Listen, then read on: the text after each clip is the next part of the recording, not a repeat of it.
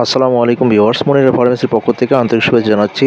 আজকের ভিডিওতে আমরা আপনাদের কাশির সাধারণত প্রচলিত দুইটি সিরাপ সম্পর্কে বলবো। কোন ধরনের কাশি হলে কোন সিরাপ খাবেন।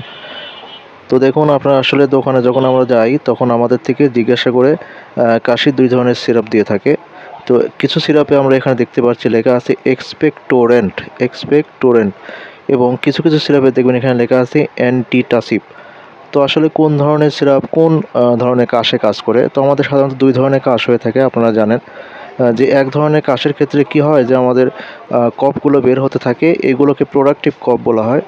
এবং এক ধরনের কাশে আমাদের কোনো ধরনের কফ বের হয় না, এগুলোকে নন প্রোডাক্টিভ কজ বলা হয়।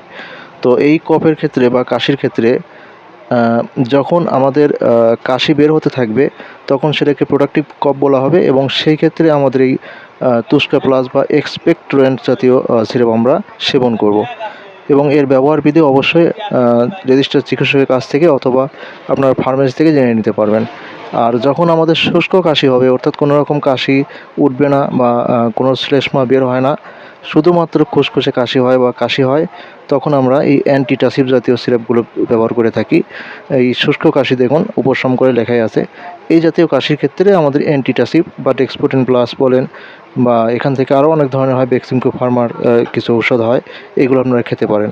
তো আশা করি ভিডিওর মাধ্যমে জানতে পারলেন যে আসলে শুষ্ক কফের জন্য আমরা অ্যান্টিটাসিভ সিরাপ খাবো, এবং যদি আমাদের কফ বের হতে থাকে তাহলে এক্সপেক্টোরেন্ট যে সিরাপগুলো আছে এইগুলো আমরা ব্যবহার করব।